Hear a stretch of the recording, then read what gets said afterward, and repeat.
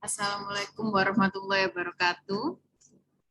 Untuk pertemuan hari ini, saya langsung saja, karena kita tidak bisa tatap muka pada hari ini, maka dari itu saya buatkan video penjelasan mengenai bulbus, kormus, tuber, lignum, dan kaulis. Ya, jadi karena saya bikin video, harapannya kalian lebih mudah dalam mencatat karena masih bisa dipause dan lain-lain ya. Jadi bisa melengkapi catatan kalian dan nantinya bisa digunakan ketika ulangan harian. Karena ulangan harian saya janjikan untuk open book ya. Seperti itu. Nah, untuk materi kali ini saya langsung masuk saja ke kormus atau ke tubuh tanaman. Kita cari tahu dulu tubuh yang dimaksud kormus itu bagian yang mana sih? Jadi kormus ini adalah bagian keseluruhan tanamannya. Jadi yang ada akar, batang, dan daunnya. Kalau punya bunga, sama bunganya juga. Jadi kormus adalah tubuh tanamannya. Seperti itu. Makanya di sini umumnya dapat dibagi menjadi 3 bagian, yaitu akar, batang, dan daun. Lalu, bulbus. Bulbus atau umbi lapis, yaitu bagian batang di bawah permukaan tanah, sangat pendek dengan daun-daun berbentuk sisik. Jadi, kalau lebih mudahnya sebenarnya adalah bulbus ini kan umbi lapis. Jadi dia umbi yang berlapis-lapis. Bisa dilihat contohnya kan ada bawang merah ya. Nah, bawang merah ini ada lapisan-lapisannya. Nah, dia termasuk umbi lapis. Seperti itu. Nah, kemudian ada tuber atau umbi. Nanti kita jelaskan ya perbedaan umbi-umbian ini. Jadi kalau tuber itu bagian tanaman yang membesar karena digunakan oleh tumbuhan untuk menyimpan zat tertentu, umumnya karbohidrat. Jadi intinya umbi ini bagian dari tanamannya, bagian dari tanaman yang digunakan untuk menyimpan makanan. Karena dia kayak seperti kantongnya itu atau menumpuknya makanan tumbuhan itu ada di situ. Sehingga bagian tumbuhan itu membesar. Kalau semisalnya dia itu di akar, akarnya akan membesar. Makanya jadi umbi akar. Seperti itu. Nah, kalau misalnya nih contohnya kentang. Nah, dia kan ini bagian membesar. Karena dia membesar, ini kan makanan. Sehingga bisa kita makan juga. Dan biasanya kandungannya juga karbohidrat. Jadi kayak umbi-umbian kan kandungannya lebih banyak karbohidrat kan ya. Karena itu makanan dari tumbuhan tersebut. Nah, sebentar. Sebelum masuk ke lignum, saya mau jelaskan ini. Yang kita bingungkan masalah umbi-umbian tadi ya. Ada rimpang atau rizoma. Umbi, tuber, dan umbi lapis, bulbus. Nah, sebenarnya 3 macam ini. Ini kan kebanyakan kita bingung ya, antara rimpang, umbi, dan umbi lapis. Sebenarnya mereka ini adalah pertumbuhan atau perkembangan bentuk dari batang, atau akar, atau daunnya. Jadi bagian-bagian itu tuh berkembang dia. Atau belenduk, apa ya namanya, membesar seperti itu. Nah, alat-alat tersebut merupakan badan yang membengkak dan umumnya menjadi tempat penimbunan zat-zat cadangan makanan. Di samping itu dapat pula dijadikan alat perkembangbiakan. Nah, intinya itu bagian yang membesar. Kita lihat perbedaannya. Kalau rizoma itu sesungguhnya adalah batang beserta daunnya yang terdapat di dalam tanah. Jadi batang dan daunnya terdapat di dalam tanah. Bercabang-cabang dan tumbuh mendatar. Dari ujungnya dapat tumbuh tunas yang muncul di atas tanah dan dapat merupakan suatu tumbuhan baru. Jadi sebenarnya ini lebih ke arah biologi ya, kalian membedakan. Ini biar tahu saja, tidak perlu kalian sampai dihafalkan. Untuk ujian itu kalau saya sih tidak perlu. Biar kalian tahu aja, misalnya kalau kalian bingung, mana sih yang rizoma, mana yang umbi, mana yang umbi lapis. Secara morfologi tumbuhannya seperti ini. Jadi rizoma itu dia adalah batang beserta daun. Kemudian ciri-cirinya dia bercabang-cabang dan tumbuh mendatar. Kita lihat rizoma itu kayak apa sih? Kayak jahe, gitu kan? Tumbuhnya kan mendatar. Terus ini dapat tumbuh tunas. Jadi dia bisa sebagai perkembangbiakan. Dia bisa sebagai perkembangbiakan. Terus dia munculnya di atas tanah. Dapat tumbuh tunas yang muncul di atas tanah. Kayak gitu. Seperti itu ya, karena dia sebenarnya daun dan batang dan daun. Kemudian kalau umbi atau tuber itu dia bentuknya lebih ke bulat, seperti kerucut atau tak beraturan. Dia itu asalnya dari batang atau akar. Kalau rizoma tadi adalah batang beserta daunnya ada di dalam tanah. Kalau umbi, dia adalah batang atau akar. Ketika dia dari batang, namanya umbi batang. Ketika dia dari akar, namanya umbi akar. Lalu kita masuk ke umbi lapis. Umbi lapis ini sama seperti umbi, sama seperti umbi. Hanya saja dia perkembangannya dia jadinya berlapis-lapis. Gitu. Dia ini metamorfosis batang beserta daunnya bersama kayak rizoma.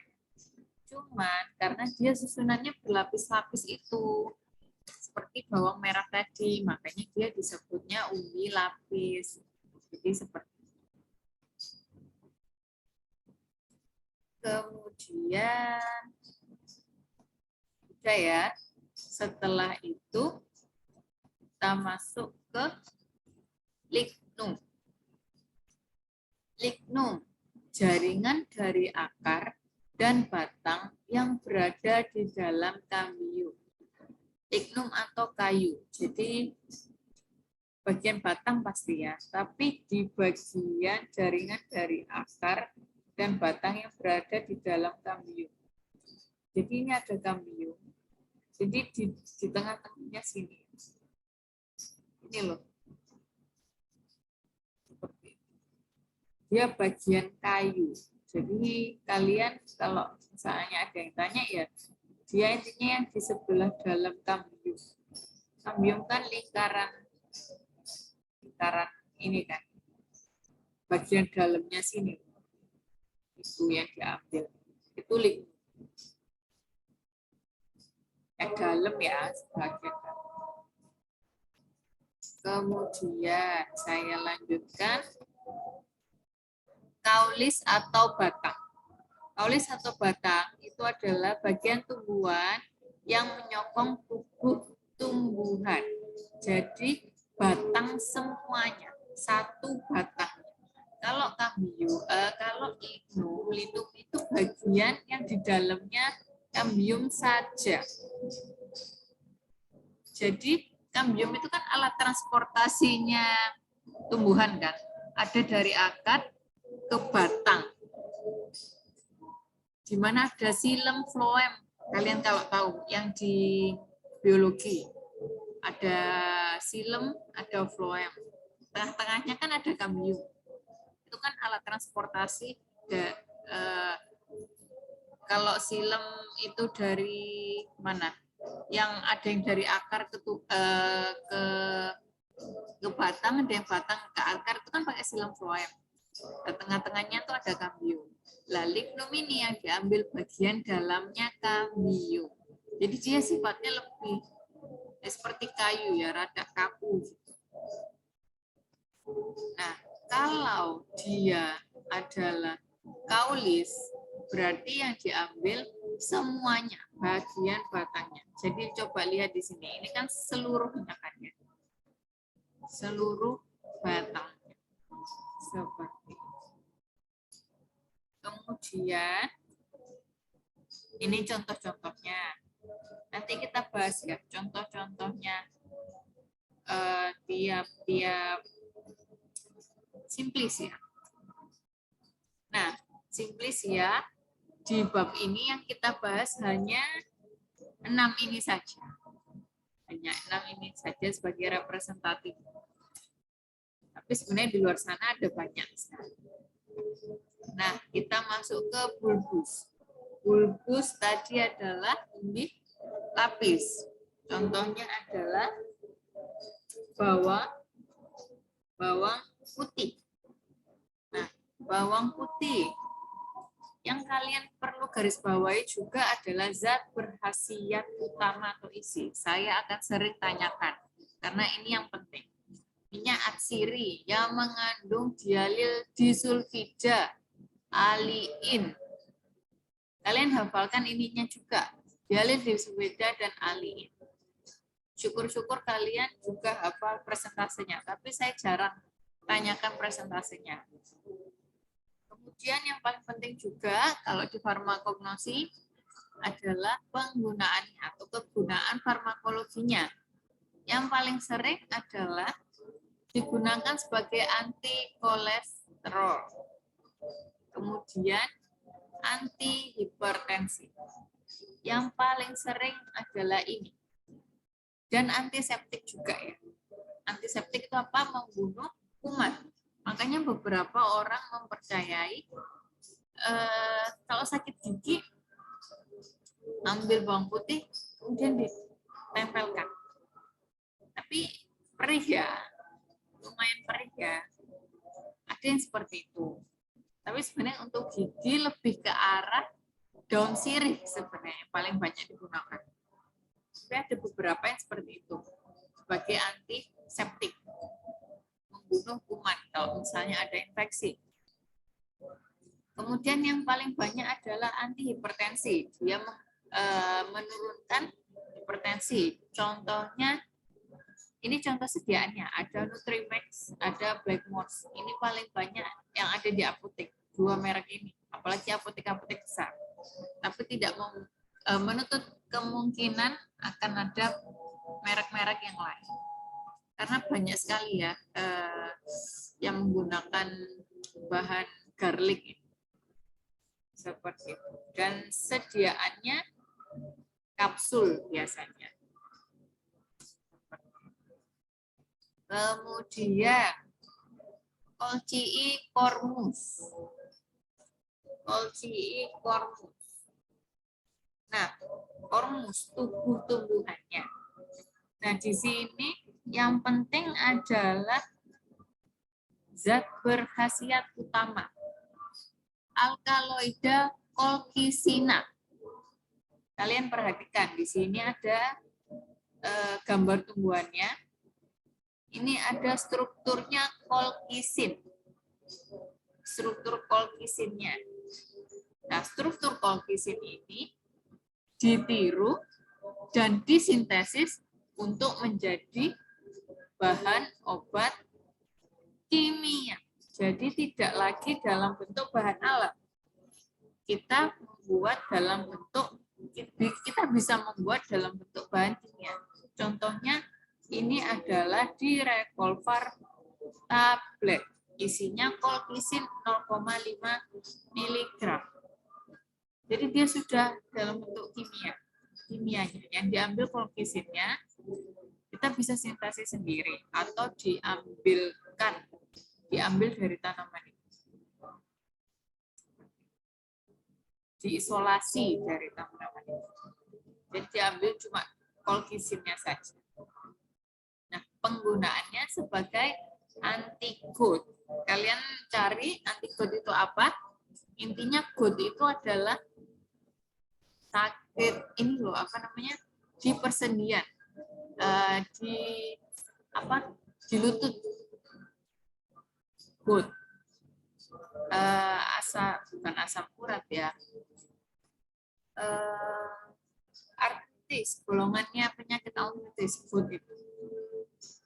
Seperti itu. Yang nyeri di lutut karena penyempitan, dibuka lagi ya farmakologinya ya, karena penyempitan ruang sendi yang ada di lutut atau di sendi-sendi besar, bisa lutut, bisa di sini, di siku, tapi paling sering di lutut. Nah, ini akan sering saya keluarkan ya. Kemudian sama contohnya, ini nama generiknya Colchicine, mereknya Recover. Seperti itu. Coba kalian cari apakah ada merek lain atau tidak. Intinya Colchicine-nya yang obatnya atau kandungannya. Nah, kemudian ada Merenie tuber atau Bidara upas. Nah, ini yang nama lain yang punya nama lokal ya ini Bidara upas. Jadi kayak nama lainnya yang sering kita dengar atau nama lainnya unik, itu biasanya saya keluarkan. Misalnya ini Bidara upas, kan Indonesia banget ya. Jadi di sini zat khasiat utamanya damar tanin pati.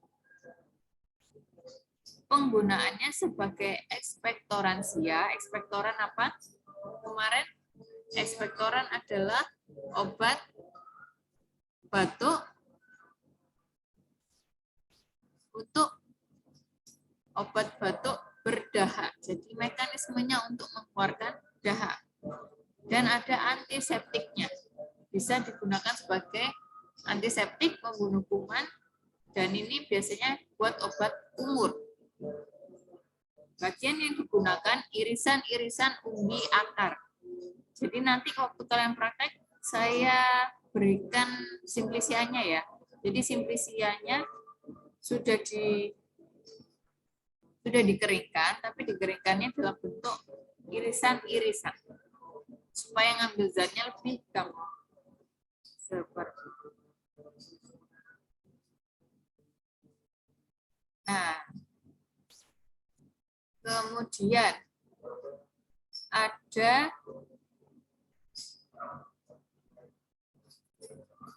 Santali lignum. Nah, kalau lignum itu kayak masih kayak bongkahan gitu ya. Dia kayak bongkahan. Jadi ada yang masih dalam bongkahan, ada yang sudah kayak serutan. Nah, di sini kalau Santali lignum, dia dari Santalum album. Nah ini, kalau di Cina kayak gini ya, disediakannya bentuk simplisianya. Nah, kalau kita kayu cendana Jawa, ini yang sudah dibentuk, dikemas, yang sudah dikemas, ini nah, saya besarkan. Ini dalam bentuk keringnya, ada yang dalam bentuk bubuk. Nah, kayu cendana Jawa. Nah, ini termasuk jamu mereka. Jadi jamu kan masih dalam, ada yang masih dalam bentuk simplisia dan sudah ditabletkan atau yang sudah dikapsulkan, ada yang juga masih dalam bentuk simplisia. Nah, ini salah satunya, kayu cendana Jawa. Penyajiannya ini diseduh atau direbus kering dengan 250 ml air panas. Nah, kalian ini bisa dijadikan ladang usaha ya. Kalian kan tahu beberapa obat atau bahan-bahan alam yang bisa dijadikan obat. Nah, ini buktinya sudah jadi produk. Seperti itu. Dan yang paling penting adalah di sini nggak ada. Kalian lihat, seharusnya kalau produk yang berkualitas itu harus ada sertifikasi BPOM atau Dinkes PIRT. Kalau ini nggak ada, ini ada logo halal. Cuma kita juga nggak tahu, kalau nggak ada Dinkes atau PIRT, tapi ada halal, ini cuma nempelkan logo aja atau sudah disertifikasi halal? Kita kan tidak tahu. Nah, coba bandingkan dengan ini, sapan lignum. Sapan lignum ini atau kayu secang, biasanya ada di mana? Ada di wedang ungu. Nah, harusnya itu ada seperti ini loh. Lihat yang ini, secang instan ini. Nah, dia ada Dinkes PIRT, nomor berapa? Nah, ini adalah yang terpercaya, sudah didaftarkan ke Dinas Kesehatan. PIRT itu ini ya, industri rumah tangga. I-nya itu industri rumah tangga. P itu kalau nggak salah produk industri rumah tangga. Jadi tidak perlu pabrik. Kalian tidak perlu membuat ini dalam pabrik supaya bisa dipasarkan. Itu biasanya pakai PIRT.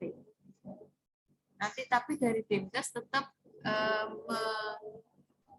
ini ya, mensurvei tempatnya harus higienis. Boleh di rumah sebenarnya. Tapi tetap ada persyaratan-persyaratan. Nah, kita kembali ke Santalilik. Dia penggunaannya sebagai diuretika carminativa antispasmodik. Masih ada nih ya, saya pause dulu.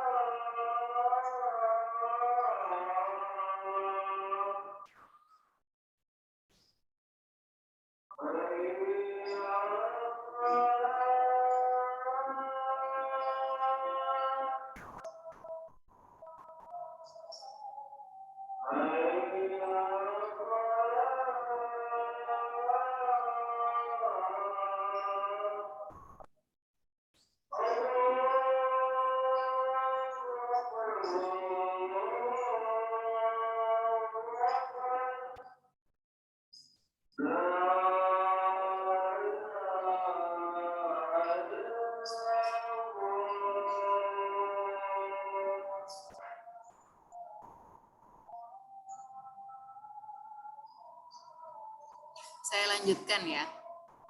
Santali lignum. Kalau di Cina, saya nggak tahu ini gimana penggunaannya di Cina. Kalau di sini, kalau bentuknya balok-balok gini.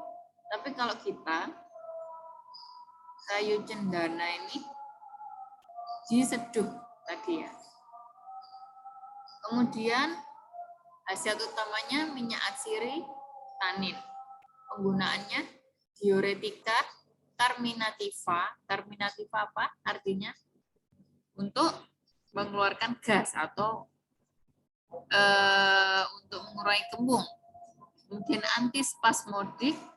Antispasmodik itu artinya adalah relaksan otot halus. Gampangnya itu untuk nyeri perut biasanya. Nyeri-nyeri perut itu, jadi perutmu berkontraksi atau apa ya, kontraksi itu kan dia kayak merekes-merekes gitu. Kontraksi itu kan gini. Kalau relaksasi itu dia lebih rileks. Nah, itu kalau merekes-merekes gini kan perutmu sakit. Sel-sel perutmu itu sedang kontraksi, sedangkan antispasmodik ini dia merelaksasi biar nggak aktif, lebih rileks, jadi nyerinya bisa hilang seperti itu. Nah, untuk pemberiannya misalnya bau harum, rasa agak pahit, khas, nanti kalian pelajari ketika masuk, saya suruh ambil simplisianya, jadi bandingkan antara yang ada di literatur dengan sesungguhnya seperti apa. Jadi kalian bau sendiri dan kalian rasakan sendiri. Nah, kemudian sapanlignum. Nah, ini populer sekali ya sekarang, apalagi di zaman COVID ini. Wedang uwuh. Jadi wedang uwuh itu salah satunya komposisinya ada kayu secang. Tapi nggak cuma sapanlignum aja atau nggak cuma kayu secang aja, ada jahe cengkeh, kayu manis kapulaga, tambah gula, tambah serai ini kayaknya. Dan diseduh. Seperti itu. Ada juga yang sudah dalam bentuk instan, dalam bentuk bubuk. Nah, ini adalah gambar ketika dia diseduh. Ini secangnya aja sudah merah ini ya. Makanya zat berkhasiat utamanya dia zat warna merah sapan. Karena dia merah warnanya. Khas sekali. Kelihatan sekali. Nah, penggunaannya sebagai astringensia. Kemarin artinya astringensia apa? Saya sudah jelaskan. Astringensia. Sebagai obat apa? Obat diare atau obat sembelit.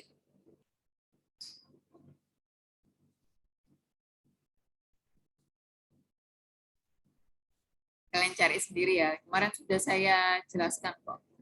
Dia itu astringensia itu artinya apa? Nanti kalau saya sodori terus kalian tidak percaya. Nah, nanti saya keluarkan di ujian artinya astringensia. Nah, kemudian pemberiannya tidak berbau tapi ada rasa kelat. Nah, ini yang digunakan irisan-irisan kecil atau serutan-serutan kayu. Seperti. Lanjut yang terakhir, ada Tinospore caulis. Nama bekennya atau nama lainnya adalah brotowali. Jadi dia berasal dari tumbuhan-tumbuhan genus Tinospora ya. Bisa Tinospora tuberculata, Rumphii, Cordiofolia, atau Crispa. Nah, kemudian zat berkhasiat utamanya. Pati, glukosida pikroretosida, alkaloida berberit, dan palmatin, harsa, dan zat pahit pikroretin. Banyak ya. Ya kalian baca saja. Dia penggunaannya obat demam, tonikum, dan antidiabetes. Yang paling umum adalah dia sebagai antidiabetes. Paling banyak. Makanya ini kan brotowali. Di sini manfaatnya ditulis. Ini klaim produknya mengobati rematik, sakit pinggang, encok, banyak sekali. Tapi kita cocokkan di sini. Penggunaannya hanya obat demam, tonikum, antidiabetes. Jadi ini dipertanyakan juga ya, apakah benar atau tidak segini banyaknya fungsinya. Nah, itu kalian bisa cek di mana kemarin? Bisa cek di buku, di literatur, atau di jurnal. Apakah benar brotowalit ini bisa sebagai anti rematik?